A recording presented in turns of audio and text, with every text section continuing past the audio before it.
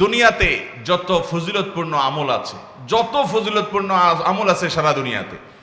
হাদিসের সকল ভান্ডার, কোরআনে কারীমের সকল আয়াত, এই সবগুলো অ্যানালাইসিস করলে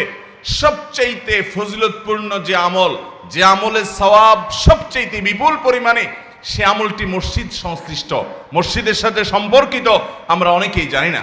নবী করিম সাল্লাল্লাহু আলাইহি সাল্লাম বলেছেন, মান বাক্কারা ইয়াউমাল জুমআতি ওয়াবতাকার, যদি কেউ জুমার দিন আগে ঘুম থেকে উঠে, ভোরে উঠে আগে আগে মসজিদে যায়, ওয়াগাসসালা ওয়াগতাসাল, সে উত্তম রূপে গোসল করে, ওয়ামাশা ইলাল মসজিদে, এবং মসজিদে পায়ে হেঁটে যায়, ওয়ালাম ইয়ারকাব, কোনো বাহনে চড়ে না, ওয়াদানা মিনাল ইমামে ওয়ালাম ইয়ালগু, এবং ইমামের সবচেয়ে কাছাকাছি গিয়ে বসে আগে আগে যায়, আর কোনো অনর্থক কথা বলে না, মনোযোগ দিয়ে খুতবা শ্রবণ করে, খুতবার সময় কথা বলে না, কোনো কাজ করে না, মনোযোগ দিয়ে খুতবা শ্রবণ করে। এই চারটা কাজ যদি করে, আবারও বলছি চারটা কাজ, মান গাসসালা ইয়াউমাল মান বাক্কারা ইয়াউমাল জুমআতি ওয়াবতাকার, জুমার দিন যে আগে আগে উঠে, ভোরে উঠে এবং আগে আগে মসজিদে যায়, ফজর জামাতের সাথে পড়ে, জুমা আগে পড়ে, আগে যায়, এবং গোসল করে উত্তম রূপে, মসজিদের দিকে পায়ে হেঁটে যায়, কোনো বাহনে চড়ে না, আর ইমামের কাছাকাছি যেয়ে বসে, কোনো অনর্থক কাজ করে না, এই চারটি কাজ যদি কোনো মানুষ করে, নবী করিম সাল্লাল্লাহু আলাইহি সাল্লাম বলেছেন, তাকে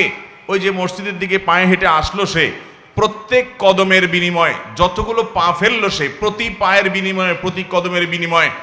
1 বছর রাত জেগে তাহাজ্জুদ পড়া এবং দিনে রোজা রাখার সওয়াব আল্লাহ তাআলা দান করবেন, শুধু এক কদমের কারণে। তাহলে আপনার বাড়ি থেকে যদি 100 কদম মসজিদের দূরত্ব হয়, তাহলে আপনি এই চারটা শর্ত পূরণ করলে আল্লাহ রাব্বুল আলামিন আপনাকে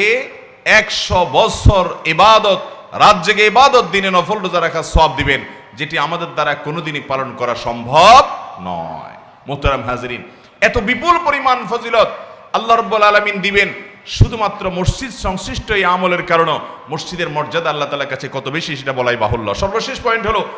6 নম্বর, মসজিদের মর্যাদা সংশ্লিষ্ট অনেকগুলো বিষয় আছে, এগুলো সারা রাত বলে হয়তো শেষ করা কঠিন হবে, আমি সেদিকে খুব বেশি কথা দীর্ঘায়িত করব না। শেষ পয়েন্ট বলছি,